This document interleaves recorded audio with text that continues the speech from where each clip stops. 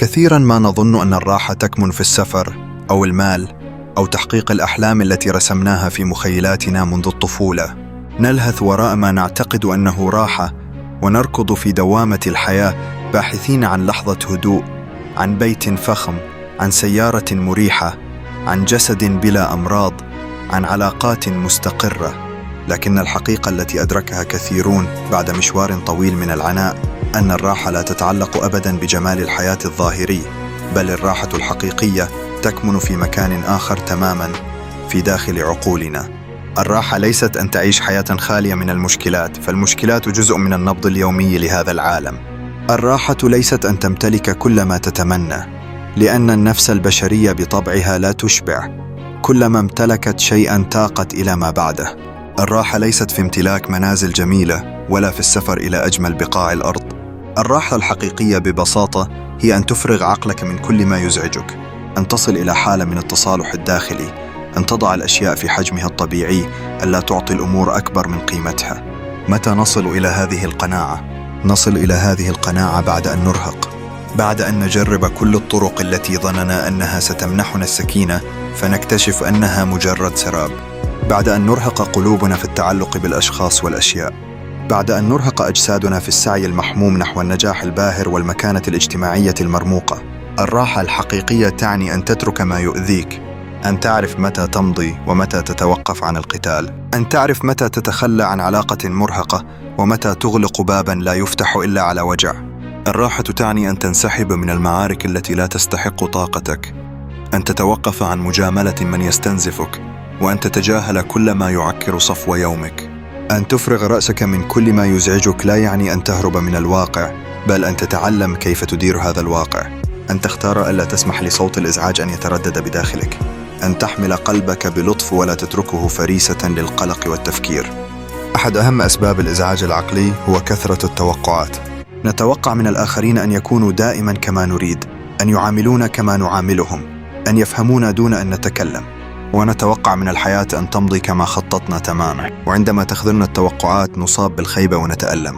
الراحة تبدأ عندما نقلل من هذه التوقعات، عندما نفهم أن البشر ليسوا كما نرسمهم في خيالنا، وأنهم قد يتغيرون وقد يخذلوننا، وهذا جزء طبيعي من الحياة.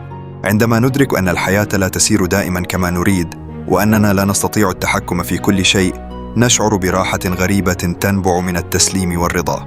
الراحة هي إدارة التفكير. عقل الإنسان مثل المنزل، إذا امتلأ بالفوضى أصبح العيش بداخله مستحيلا، وإذا لم تتعلم كيف تنظف هذا المنزل من الأفكار المزعجة سيصبح السكن فيه عذابا مستمرا. لذلك الراحة تعني أن تتحكم في عقلك، أن تدربه على طرد الأفكار السلبية، ألا تسمح له بأن يكرر المشاهد المؤلمة 1000 مرة، ولا تعطيه الإذن بأن يضخم الأمور الصغيرة. راحة البال لا تعني الغفلة، بل تعني أن تعرف متى تفكر ومتى تتوقف، أن تضع حداً للحديث الداخلي المستمر الذي لا طائل منه، أن تعيش اللحظة كما هي دون أن تجر وراءك أوجاع الماضي أو قلق المستقبل. الراحة هي أن تتصالح مع نفسك. الراحة لا تتحقق وأنت تحاكم نفسك كل لحظة، لا تتحقق وأنت تقسو على نفسك بسبب أخطاء قديمة، لا تتحقق وأنت تضع على كاهلك حملاً من الذنب والندم.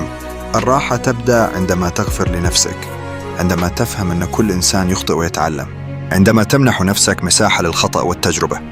كثير من تعبنا النفسي يأتي من محاولاتنا المستميتة لتغيير ما لا يمكن تغييره. نحاول أن نغير ماضيا لا يعود، أشخاصا لا يتغيرون، مواقف انتهت وأقدار كتبت. الراحة الحقيقية تبدأ عندما تتوقف عن مقاومة ما لا تستطيع تغييره، عندما تتقبل ما حدث برضا، عندما تؤمن أن كل شيء حدث لحكمة، أن تؤمن أن الخير قد يأتي في صورة لا تفهمها الآن، وأن ما تظنه خسارة اليوم قد يكون نجاة غدا. الراحة ليست رفاهية. البعض يظن أن الراحة ترف لا يملكه إلا القادرون على السفر أو الأغنياء أو الذين يعيشون حياة مرفهة، لكن الحقيقة أن الراحة قرار وممارسة يومية ومهارة عقلية. قد تجد شخصاً يملك القليل لكنه مرتاح، وآخر يملك الكثير لكنه غارق في التوتر والقلق. الراحة لا تشترى ولا تهدى، بل تبنى من الداخل. تحتاج أن تعيد ترتيب أولوياتك، أن تبتعد عمن يستهلك طاقتك بلا فائدة، أن تخلق مساحة خاصة بك بعيداً عن ضجيج الناس ومقارنات المجتمع. كيف تبدأ في صناعة الراحة الحقيقية؟ رتب أفكارك، خصص وقتا يوميا للتأمل أو الكتابة لتفرغ ما بداخلك. حدد أولوياتك، ليست كل المعارك تستحق أن تخوضها. مارس الامتنان، اجعل التركيز على النعم عادة يومية. احمي وقتك، لا تستهلك وقتك فيما لا يفيد. في الختام، الراحة ليست أن تتوقف الحياة عن تقديم التحديات لك، وليست أن تختفي المشكلات من طريقك. الراحة الحقيقية أن تتعلم كيف تعيش وسط العواصف وأنت هادئ من الداخل، أن تتقن فن إفراغ عقلك من الإزعاجات اليومية، أن تخلق في داخلك مساحة من السكون لا يستطيع أحد أن يقتحمها. حين تصل إلى هذه المرحلة ستدرك أن الراحة ليست أن تعيش حياة جميلة،